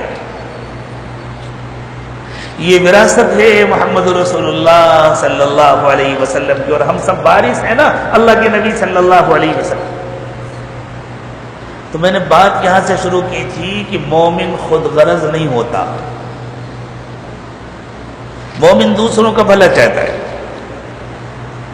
اپنا بھی بھلا چاہتا ہے. چاہے دنیا کا نقصان ہو جائے آخرت کا وہ اپنا بھی نقصان نہیں کرنا چاہتا. اور اللہ تعالیٰ بھی اس کا نقصان نہیں چاہتے. لیکن یہ تو خود غرضی ہے کہ ہماری یہ تمنا ہو کہ اکیلے ہم جنت میں چلے جائیں.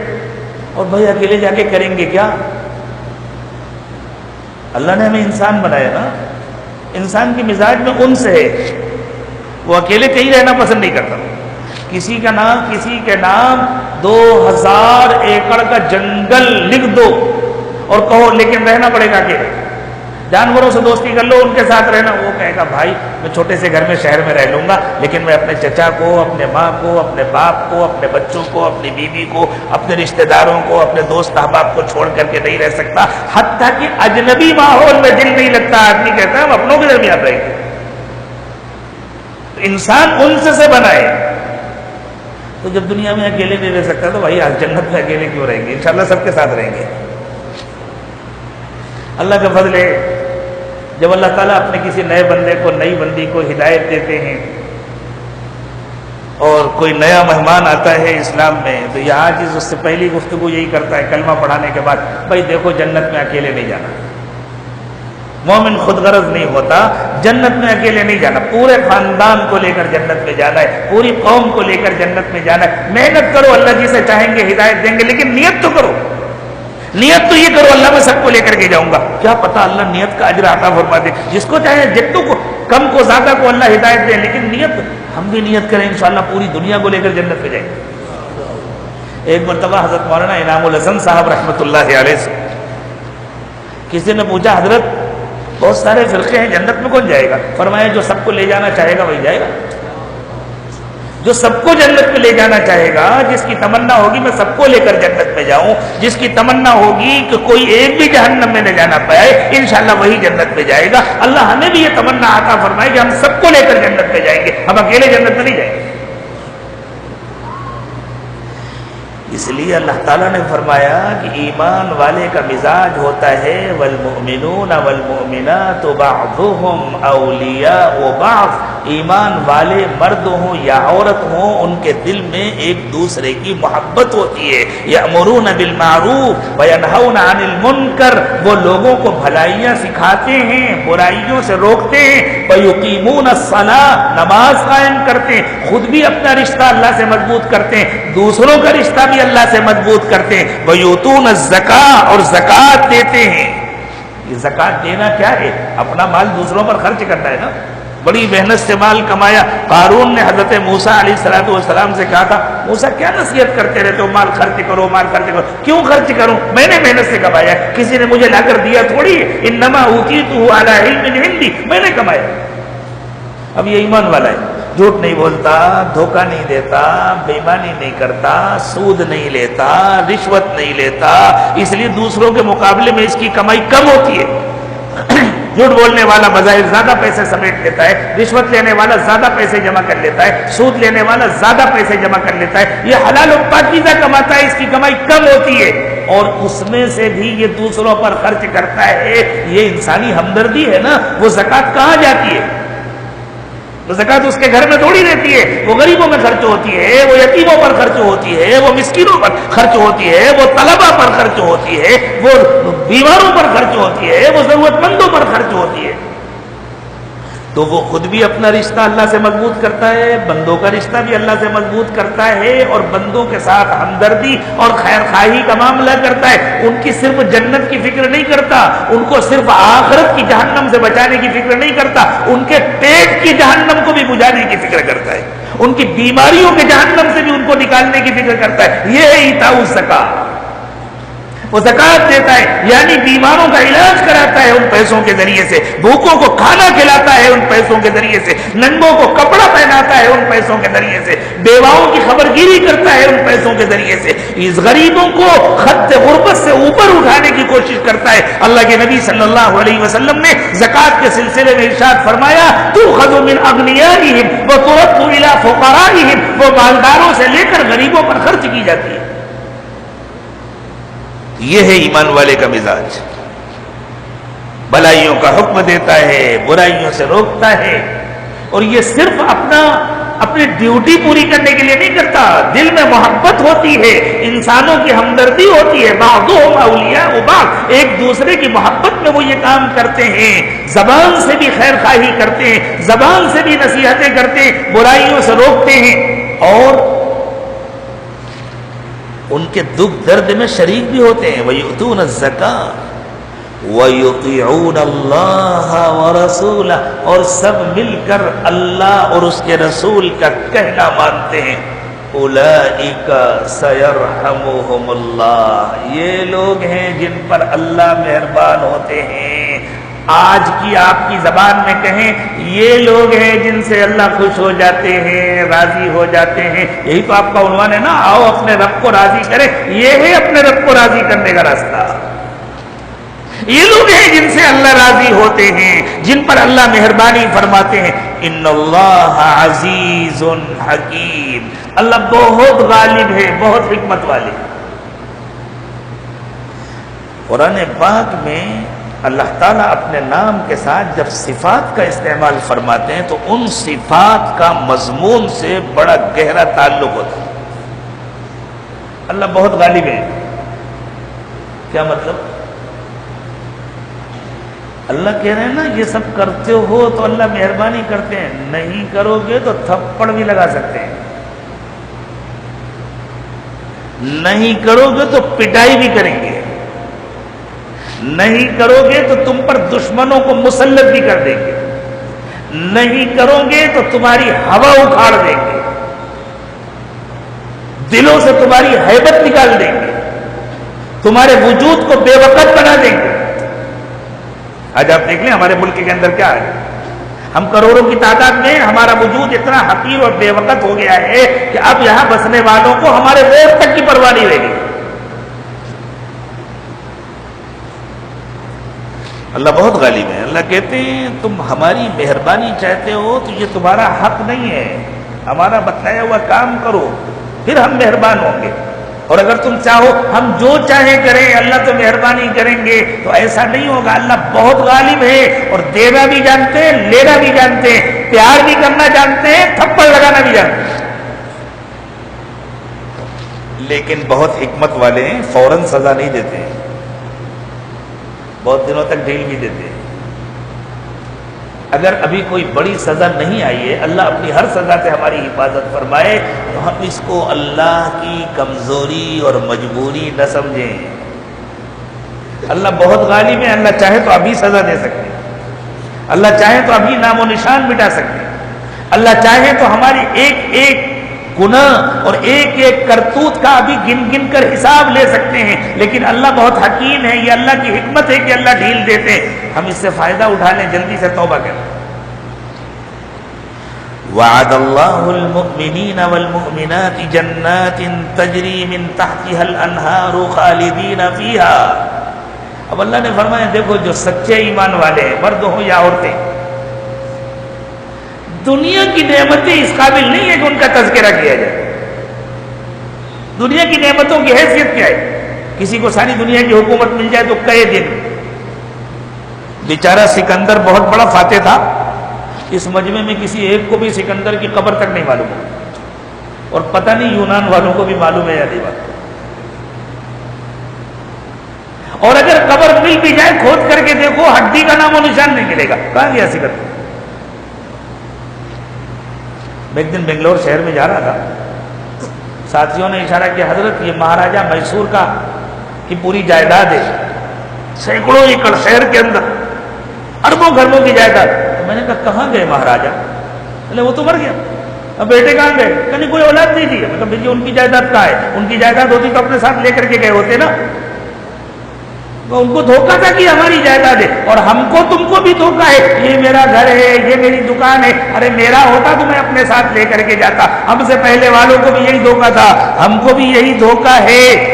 ہماری تو انشاءاللہ جنت ہوگی. اللہ ہمیں جنتی بنا دے کہ نہ کبھی ہم جنت سے جدا ہوں گے، نہ کبھی جنت ہم سے جدا ہوگی. دنیا میں اللہ تعالیٰ امتحان لیتے ہیں، آزماتے ہیں، کبھی دے کر امتحان لیتے ہیں، کبھی لے کر امتحان لیتے ہیں. اس لیے اللہ تعالیٰ دنیا میں بھی ایمان والوں کو اپنی نعمتوں سے نوازتے ہیں، دنیا میں بھی نہیں محروم کرتے. لیکن اصل تو جنت ہے، اس لیے اللہ تعالیٰ جنت کا تذکرہ کر رہے ہیں. دیکھو سچے پکے ایمان والے بنو، ایمان والی صفات اپنے اندر پیدا کرو، سب کے ہمدرد بنو، سب کے خیر خواہ بنو، سب کے لیے مہربانی اپنے دل میں پیدا کرو، سب کو جہنم سے بچانے کی فکر کرو، سب کو جنتی بنانے کی فکر کرو.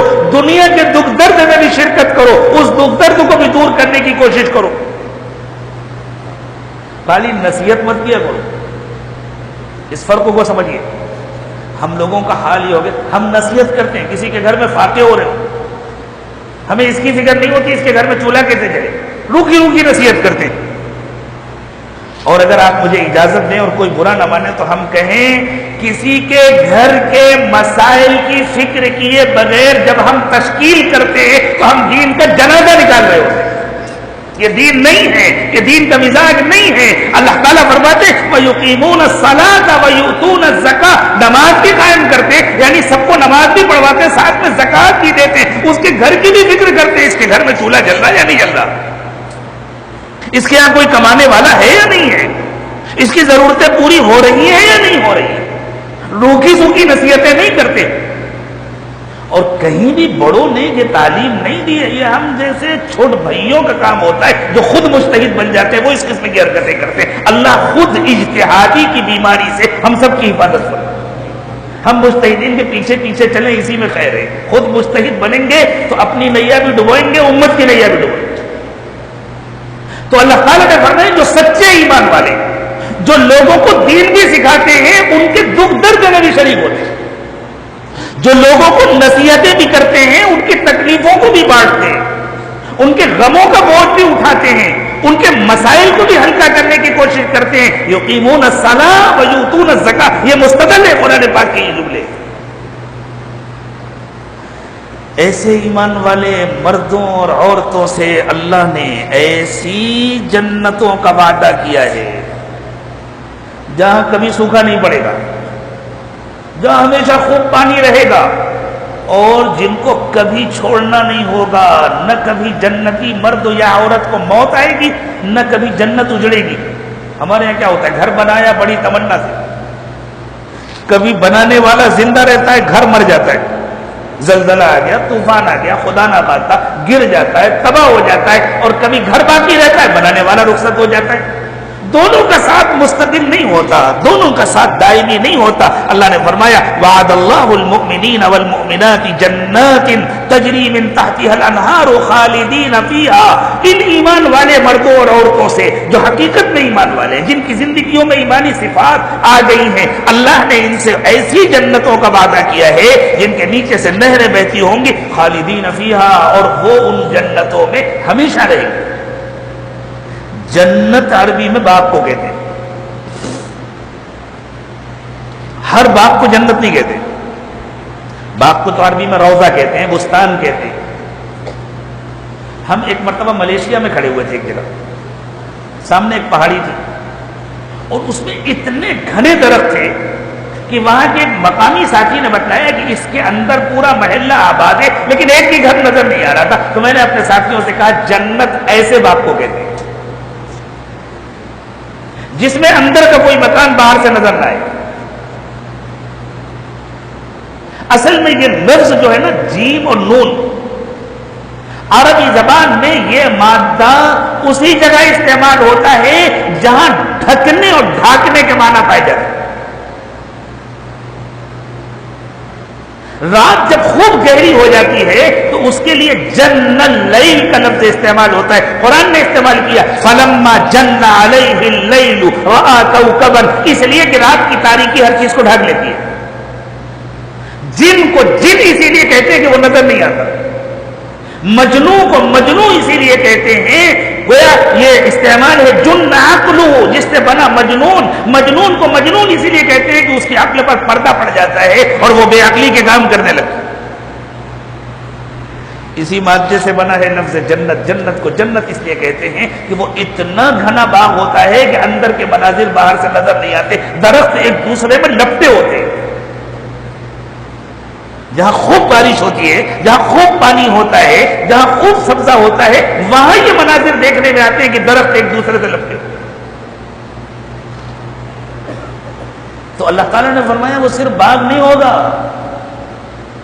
لفظ جنت سے کسی کو دھوکہ نہ ہو کہ صرف درخت ہوں گے، ان باغات کے اندر شاندار محلات بھی ہوں گے جن میں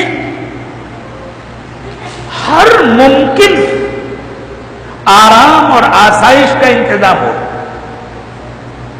ایک انسان کے لیے جو اعلیٰ سے اعلیٰ تصوراتی اور تخیلاتی مکان ہو سکتا ہے، اس سے بھی اعلیٰ ہوگا جنت کا مکان۔ اس کے لیے قرآن لفظ استعمال کیا طیبہ ومساکن طیبۃ فی جنات عدن، جنت میں بھی سب سے اعلیٰ جنت عدن ہے۔ اللہ نے فرمایا جنات عدن میں، جنات عدن کہتے ہیں ان باغات کو جو بلندی پر ہوں، اور جو باغات بلندی پر ہوتے ہیں وہ زیادہ شاداب ہوتے ہیں، اس لیے کہ ان کو شبنم کی بھی تازگی ملتی ہے، نیچے سے پانی تو ملتا ہے، اوپر سے شبنم ملتی ہے۔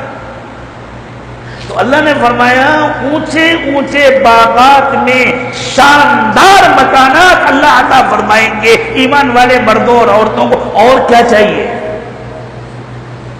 یہ تھوڑی کہا اللہ نے صرف وہی دیں گے، دنیا میں بھی دیں گے، لیکن دنیا کی نعمتیں اس قابل نہیں ہے کہ ان کا تذکرہ کیا جائے۔ دنیا کی نعمتیں تو اللہ کافر کو بھی دیتے ہیں، مشرک کو بھی دیتے ہیں، اور بسا اوقات دے کر آزماتے ہیں، امتحان لیتے ہیں، اور بسا اوقات ایمان والے سے لے کر کے اس کے درجات بلند کرتے ہیں، اس کا امتحان لیتے ہیں۔ دنیا قابل ذکر نہیں ہے، لیکن اللہ فرما رہے ہیں جو قابل ذکر چیز ہے جنت، وہاں کی ایسی نعمتیں عطا فرمائیں گے۔ اب کہہ رہے ہیں لوگوں اب تو اپنے اندر شوق پیدا کرو، اب تو اپنے کو بدلنے کی فکر کرو، ہاں ہمیں یہ جنت چاہیے، ہم اپنے آپ کو بدل ڈالیں گے، ہم اپنے اندر ایمانی صفات پیدا کریں گے، ہم آج سے اللہ اور اس کے رسول کا کہنا مانیں گے، اطاعت گزار اور فرما بردار بنیں گے۔ فرمایا تمہیں پتا ہے یہ نعمتیں کس کو ملیں گی؟ یہ نعمتیں ان کو ملیں گی جن سے اللہ راضی ہوں گے۔ ان ایمان والوں کو یہ نعمتیں کیوں ملیں گی؟ اس لیے کہ انہوں نے اللہ کو راضی کر لیا ہوگا، اور اللہ کی رضا، اللہ اکبر، اللہ کی رضا۔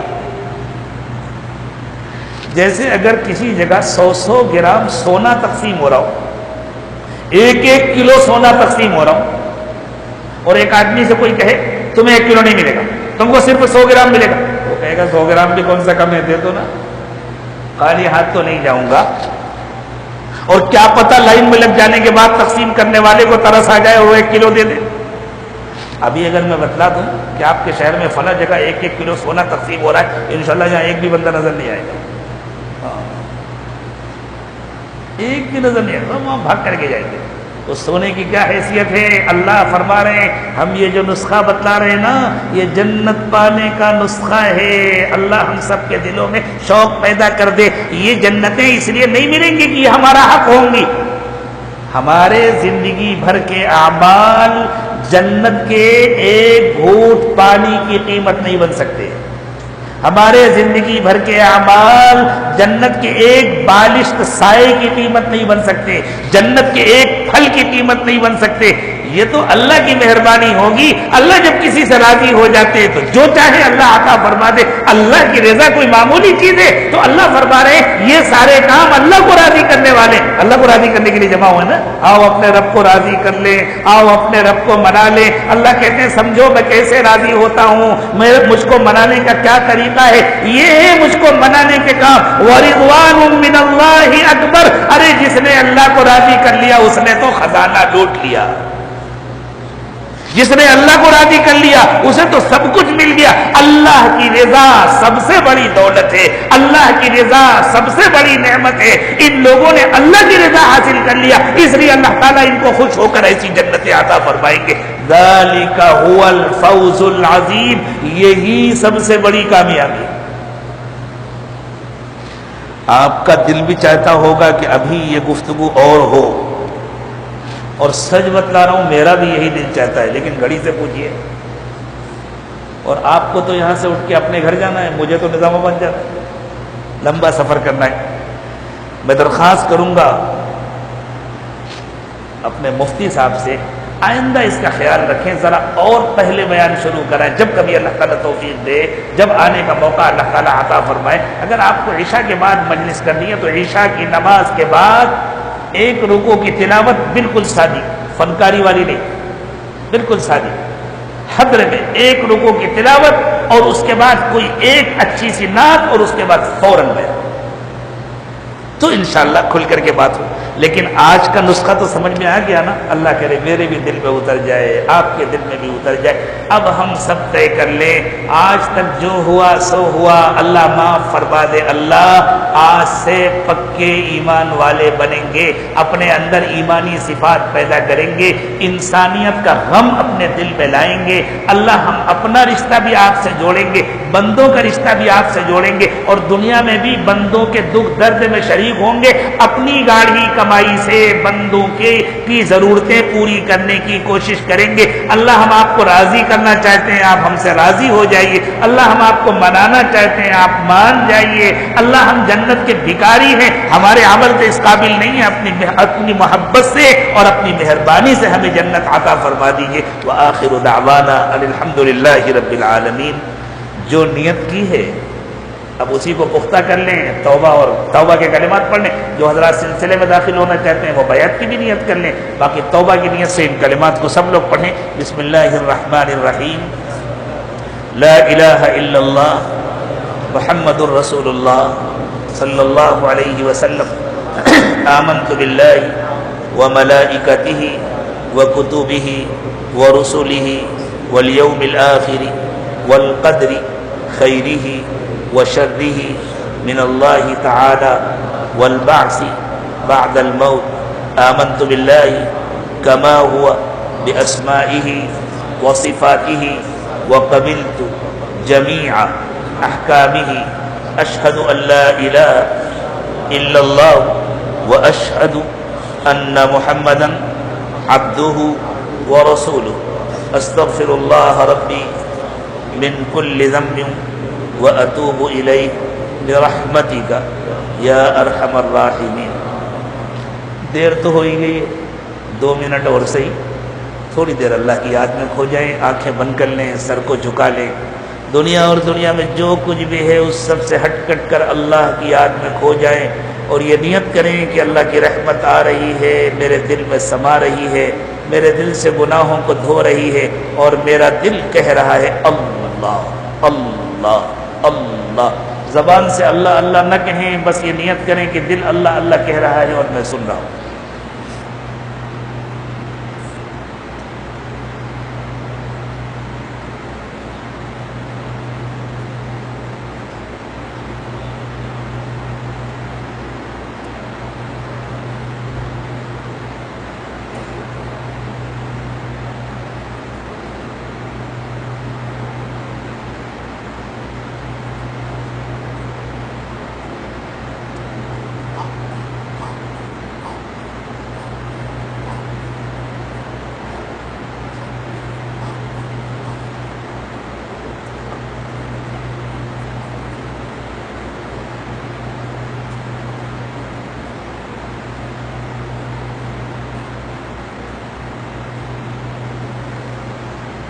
لا الہ الا اللہ محمد رسول اللہ۔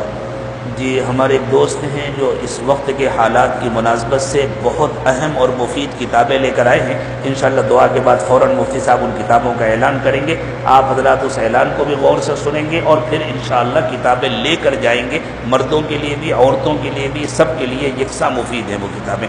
سبحان ربی العلی الاعلی الوہاب، اللہم صلی علی سیدنا محمد وعلى آل سيدنا محمد وبارك وسلم ربنا ظلمنا أنفسنا وإن لم تغفر لنا وترحمنا لنكونن من الخاسرين پروردگار عالم ہم آپ کے عاجز اور کمزور بندے ہیں، ہمارے حال پر رحم فرمائیے اللہ۔ آپ نے کرم فرمایا، ہمیں ایمان والے ماحول میں پیدا فرمایا اللہ۔ آنکھ کھلتے ہی ہم نے آپ کا نام سنا اللہ، جب بولنا شروع کیا تو آپ کا کلمہ پڑھا اللہ، تھوڑے سے بڑے ہوئے تو مسجد آنے لگے، لیکن اللہ یہ تو ہمارا خاندانی اسلام تھا جو ہمیں وراثت میں مل گیا اللہ۔ ہم حقیقت کے اعتبار سے بہت پیچھے چلے گئے ہیں، بہت کمزور ہو گئے ہیں اللہ۔ ہمیں حقیقی ایمان عطا فرما دیجیے اللہ، حقیقی ایمان عطا فرما دیجیے اللہ، ایمان والی صفات عطا فرما دیجیے اللہ۔ یہ آپ کا کرم ہے، یہ آپ کی حکمت ہے، آپ نے دنیا میں ہمارے گناہوں پر پردے ڈالے ہوئے ہیں اللہ۔ اگر آج آپ پردے اٹھا دیں تو شاید کوئی ہمیں دیکھنا پسند نہ کرے، لیکن اللہ قیامت کے دن تو آپ کسی پر کوئی پردہ پڑا نہیں رہنے دیں گے اللہ۔ قیامت کے دن سب کے سامنے کی ذلت اور رسوائی برداشت نہیں ہو سکتی اللہ۔ کہاں منہ چھپائیں گے، کہاں چھپ سکیں گے اللہ؟ جب آپ نے پردے ڈالے ہیں تو معاف بھی فرما دیجیے اللہ، مہربانی فرما دیجیے، معاف فرما دیجیے اللہ۔ قیامت کے دن کی ذلت سے حفاظت فرمائیے اللہ۔ ہم بڑے گنہگار ہیں، سر سے پیر تک گناہوں میں ڈوبے ہوئے ہیں اللہ، اقراری مجرم ہیں اللہ۔ آپ کے دربار میں اپنے گناہوں کا اقرار کر رہے ہیں اللہ۔ آپ کے سوا کوئی معاف کرنے والا نہیں ہے اللہ۔ کسی کو کسی کے گناہوں کا علم ہو جائے تو وہ مزے لے لے کر بیان کرتا ہے اللہ۔ آپ کے سوا کوئی چھپاتا نہیں، آپ کے سوا کوئی معاف نہیں کرتا اللہ۔ آپ کو تو معاف کر کے خوشی ہوتی ہے اللہ۔ معاف فرما دیجئے اللہ، معاف فرما دیجئے اللہ۔ شیطان ہمارا بھی دشمن ہے، آپ کا بھی دشمن ہے اللہ۔ ہمیں شیطان جہنم میں لے جانا چاہتا ہے اللہ۔ اگر ہمیں معافی نہیں ملی تو شیطان خوش ہو جائے گا اللہ۔ شیطان کو خوش نہ کیجئے اللہ۔ اگر آپ نے ہمیں معاف کر دیا تو شیطان روتا ہوا واپس جائے گا کہ میری برسوں کی کمائی ہاتھ سے نکل گئی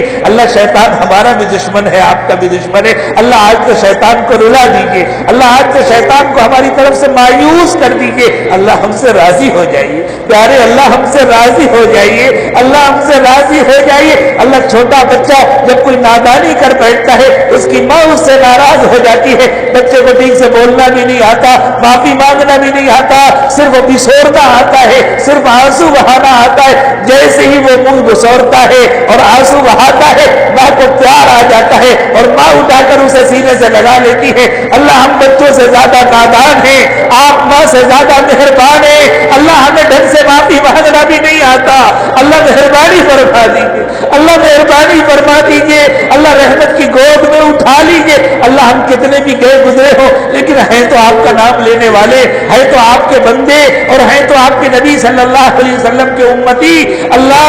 اگر کسی ماں کا چھوٹا سا بچہ گندگی میں لگڑا ہوا راستے کے کنارے پڑا ہو، دنیا بھر کے مرد اور عورتیں گھیٹ کھا کر بچ کر اس سے نکل جاتے ہیں، لیکن اس کی ماں اسی حال میں اسے اٹھا لیتی ہے، کبھی اس سے نفرت نہیں کرتی، گندگی کے باوجود اسے لے جا کر نہلاتی دھلاتی ہے، صاف ستھرا کرتی ہے، کپڑے پہناتی ہے، اسنو پاؤڈر لگاتی ہے اور پھر اسے پیار کرتی ہے، اپنے سینے سے لگا لیتی ہے اللہ۔ ہم گندگیوں میں، گناہوں کی گندگیوں میں لتڑے پڑے ہیں اللہ۔ ساری دنیا کی قوموں نے ہم سے نفرت کی ہے اللہ، کوئی ہماری طرف دیکھنے کو تیار نہیں ہے اللہ۔ جو ادب کیا کرتے تھے آج وہ ہماری دشمنی پر آمادہ ہے اللہ۔ یہ سب ہمارے گناہوں کا نتیجہ ہے اللہ۔ سب نے منہ موڑ لیا ہے اللہ، سب نے منہ موڑ لیا ہے اللہ۔ اگر آپ نے بھی منہ موڑ لیا تو ہمارا کوئی پرسان حال نہیں ہوگا، ہمیں کوئی پوچھنے والا نہیں ہوگا اللہ۔ اپنی رحمت کی گود میں اٹھا لیجئے اللہ، اپنی محبت کی گود میں اٹھا لیجئے اللہ۔ رحمت کے پانی سے دھو دیجئے، پاک کو صاف کر دیجئے اللہ۔ ہماری توبہ قبول فرما لیجئے اللہ، توبہ قبول فرما لیجئے۔ ہمیں دوبارہ نفس و شیطان کے حوالے نہ فرمائیے اللہ۔ ہم سے راضی ہو جائیے، اپنے رضا والے اعمال نصیب فرمائیے اللہ۔ اپنی ناراضگی سے حفاظت فرمائیے، ناراضگی کے اسباب سے حفاظت فرمائیے اللہ۔ ہمیں انسانوں کا ہمدرد بنا دیجئے اللہ، ہمیں انسانوں کا خیر خواہ بنا دیجئے، ہمیں انسانوں کا خادم بنا دیجئے اللہ۔ ہمیں امر بالمعروف کی، نہی عن المنکر کی توفیق عطا فرمائیے اللہ۔ ہمیں اقامت صلاۃ کے ساتھ ایتاء الزکوٰۃ کی بھی توفیق عطا فرمائیے اللہ۔ لوگوں کو نصیحت کرنے کے ساتھ ان کا غم بانٹنے کی بھی توفیق عطا فرمائیے، ان کے دکھ درد میں شریک ہونے کی توفیق عطا فرمائیے، ان کے مسائب و مشکلات کو ہلکا کرنے کی توفیق عطا فرمائیے۔ اللہ دنیا کے مسائل سے بھی انسانوں کو نکالنے کی ہمیں توفیق دیجیے، اللہ جہنم سے بھی انسانوں کو بچانے کی ہمیں توفیق دیجیے۔ اللہ اللہ ہم سب کو، ہماری نسلوں کو، ہمارے جاننے والوں کو، ہمارے ملک والوں کو اور دنیا میں بسنے والے تمام انسانوں کو اللہ سب کو جہنم سے بچا دیجیے۔ اللہ آپ کی رحمت کے خزانے میں کوئی کمی نہیں، اللہ سب کو جنتی بنا دیجیے۔ اللہ آپ کی جنتوں میں بھی کوئی تنگی نہیں، آپ کے خزانوں میں بھی کوئی کمی نہیں۔ اللہ ہماری بدعمالیوں کے نتیجے میں ہم پر ظالم حکمرانوں کو مسلط نہ فرمائیے۔ اللہ ملک میں جو انتخابات ہونے والے ہیں اللہ اس کے اچھے نتائج پیدا فرمائیے، اچھے افراد کو منتخب کرائیے، بروں سے نجات دے دیجیے، اللہ بروں سے نجات دے دیجیے۔ اللہ یہ ہم اعتراف کرتے ہیں یہ سب ہمارے گناہوں کی سزا ہے، اللہ گناہوں کو معاف کر دیجیے، سزا اٹھا لیجیے۔ اللہ سزا اٹھا لیجیے۔ اللہ آپ خود بھی راضی ہو جائیے، اپنے نبی صلی اللہ علیہ وسلم کو بھی ہم سے راضی کر دیجیے۔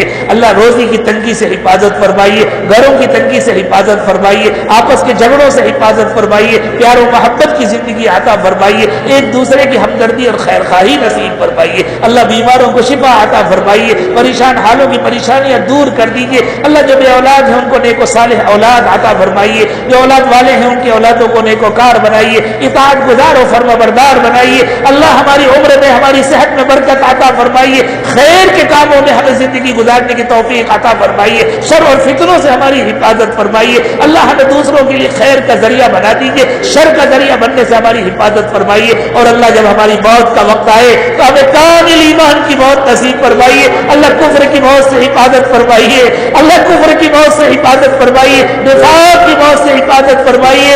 اللہ ایسی موت سے حفاظت فرمائیے کہ موت کے وقت آپ ناراض ہو۔ اللہ ایسی موت نصیب فرمائیے کہ ہم دنیا سے جا رہے ہوں اور آپ کی طرف سے خوشی کا پیغام آ رہا ہو، یا ایتھا النفس المطمئنہ ارجعی الی ربک راضیۃ مرضیہ فادخلی فی عبادی وادخلی جنتی۔ اللہ ہمارے بڑوں اور بزرگوں کی عمروں میں برکت عطا فرمائیے، ہمیں ان سے خوب فائدہ اٹھانے کی توفیق عطا فرمائیے۔ اور اللہ جو آپ کو پیارے ہو چکے ان سب کو اپنے قرب کے اعلیٰ درجات نصیب فرمائیے، ان کی مغفرت فرمائیے، ان سب کو ان کی محنتوں کا اپنا شایع نشان اجر عطا فرمائیے۔ پیارے اللہ جو مانگا وہ بھی عطا فرمائیے، جو مانگنا چاہیے نہیں مانگ سکے وہ بھی عطا فرمائیے۔ اللہ اٹھنے سے پہلے ہم سب کی مغفرت فرما دیجیے، اللہ ہم سب سے راضی ہو جائیے، اللہ ہم سب سے راضی ہو جائیے، اور اللہ ایسے راضی ہو جائیے کہ میرا کبھی ناراض نہ ہو۔